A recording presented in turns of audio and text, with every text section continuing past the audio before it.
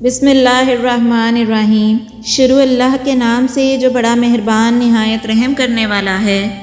ہر نیا منٹ شروع ہو کر یہ اعلان کرتا ہے جو شخص بھلائی کرنے کی قدرت رکھتا ہے تو کر لے، اس لیے کہ میں دوبارہ لوٹ کر آنے والا نہیں ہوں۔ کسی کی زندگی میں رہنے کے لیے بھیک مت مانگا کریں، ان کو بلائیں، بات کریں، ان کی مشکلات حل کرنے کی کوشش کریں۔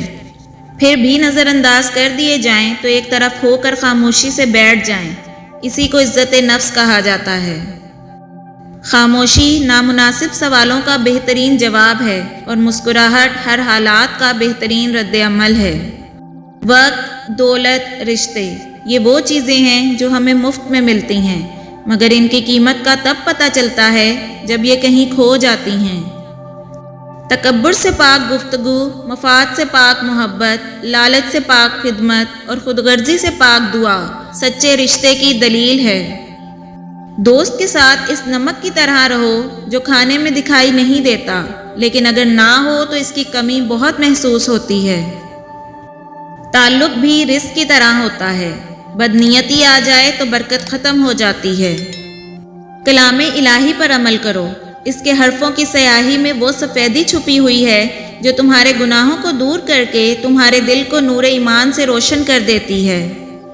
حضرت علی رضی اللہ تعالیٰ عنہ نے فرمایا، کیا آپ جانتے ہیں اخلاق ایک دکان ہے اور زبان اس کا تالا ہے، تالا کھلتا ہے تو معلوم ہوتا ہے کہ دکان سونے کی ہے یا کوئلے کی۔ اگر کوئی آپ کی فکر کرتا ہے تو اس کی قدر کرو، کیونکہ دنیا میں تماشائی زیادہ اور فکر کرنے والے بہت کم ہیں۔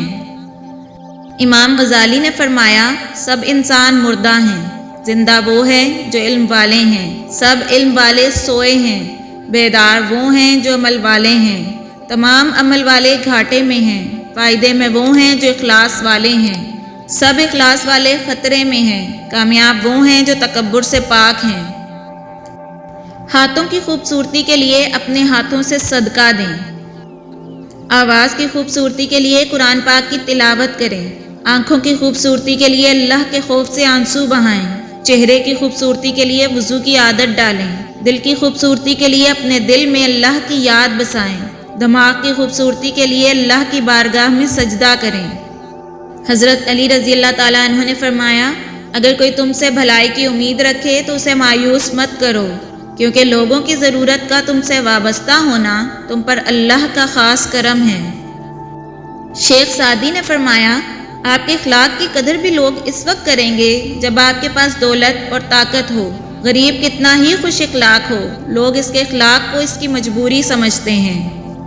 حضرت علی رضی اللہ تعالیٰ عنہ نے فرمایا، جانور میں خواہش اور فرشتے میں عقل ہوتی ہے، مگر انسان میں دونوں ہوتی ہیں۔ اگر وہ عقل دبا لے تو جانور، اگر خواہش کو دبا لے تو فرشتہ۔ ہماری نیت کی پیمائش اس وقت ہوتی ہے جب ہم کسی ایسے شخص کے ساتھ بھلائی کریں جو ہم کو کچھ بھی نہیں دے سکتا۔ رشتے کبھی بھی قدرتی موت نہیں مرتے، ان کو ہمیشہ انسان قتل کرتا ہے، نفرت سے، جھوٹی انا سے، نظر اندازی سے اور غلط فہمی سے۔ بارش کا قطرہ سیپی اور سانپ دونوں کے منہ میں گرتا ہے، سیپی اسے موتی بنا دیتی ہے اور سانپ اسے زہر، جس کا جیسا ظرف ویسی اس کی تخلیق ہوتی ہے۔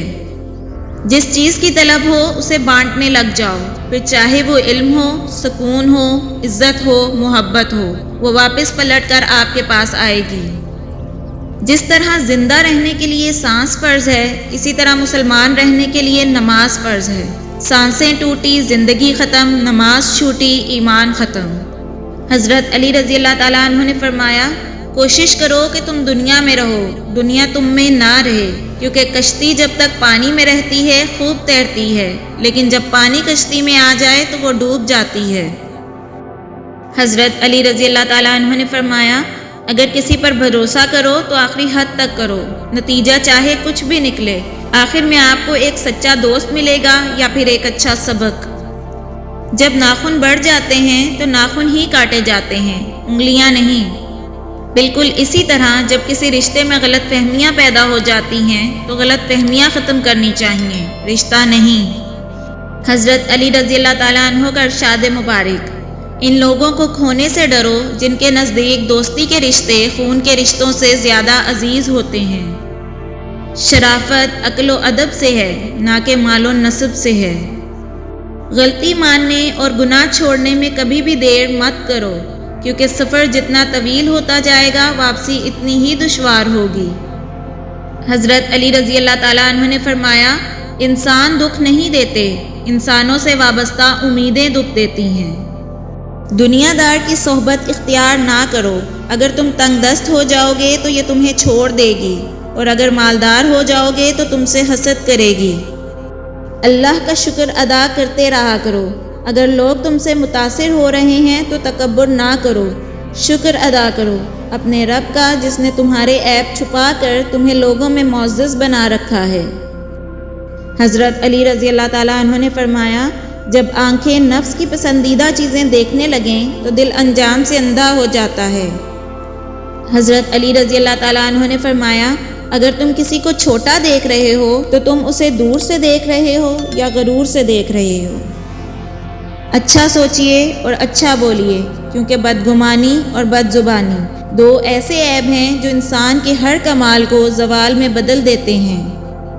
اگر تم سیدھے راستے پر ہو اور تم کسی مشکلات کا سامنا نہیں کر رہے ہو تو تم سوچو، کچھ دیر کے لیے ہو سکتا ہے کہ تم غلط راستے پر ہو، کیونکہ سیدھا راستہ مشکلات پر مشتمل ہوتا ہے۔